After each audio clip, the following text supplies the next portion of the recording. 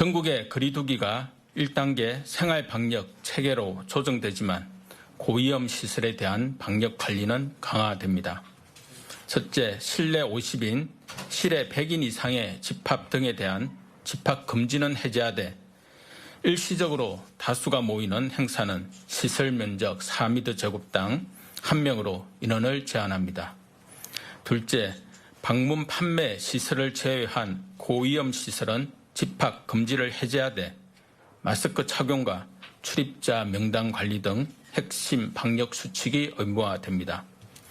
특히 클럽 등 5종의 유형 시설은 시설 면적당 이용 인원을 제한하는 등 강화된 수칙을 적용합니다.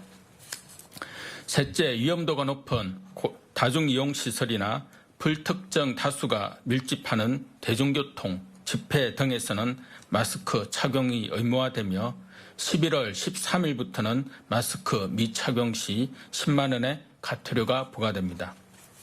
넷째, 스포츠 행사는 수용 인원의 30% 수준까지, 국공립시설은 입장객을 절반 수준으로 제한하여 운영합니다. 진정세가 더딘 수도권에 대해서는 일부 2단계 조치를 유지하고 방역 조치를 강화하였습니다. 첫째, 실내 50인, 실외 100인 이상의 집합 등은 자제하고 불가피하게 개최하더라 하더라도 방역 수칙을 철저히 지켜주시기를 권고합니다. 둘째, 음식점, 결혼식장, 학원 등 16종의 시설에 대해 핵심 방역 수칙을 의무화하며 특히 음식점과 카페는 테이블 간 거리두기, 좌석 띄우기나 칸막이 설치 등을 의무화합니다. 셋째, 교회는 예배실 좌석의 30% 수준의 인원까지 방역 수칙을 준수하며 대면 예배를 할 수 있으나 각종 소모임과 식사 금지는 유지됩니다. 앞으로는 시설의 운영 중단이나 폐쇄 등의 극단적 조치는 최소화하고 시설별 위험도에 따른 보다 정밀한 방역을 실시하고자 합니다.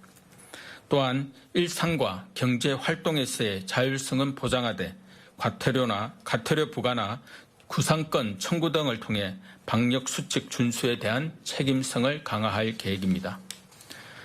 중요한 방역 수칙을 고의 또는 반복적으로 위반하는 경우에는 기존처럼 해당 시설을 집합 금지하거나 300만 원 이하의 벌금을 부과합니다.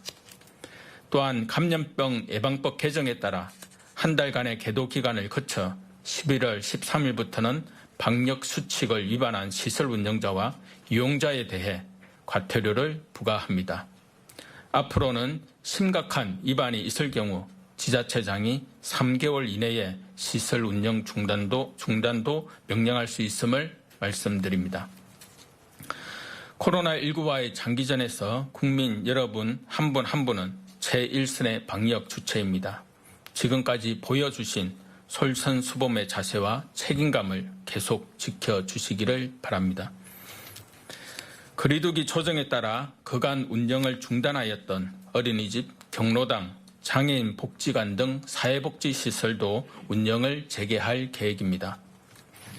전국의 거리두기 2단계 격상 이후 대부분의 사회복지시설이 휴관 중으로 그간 비대면 위주의 서비스 제공으로 돌봄 공백에 대한 우려가 있었습니다.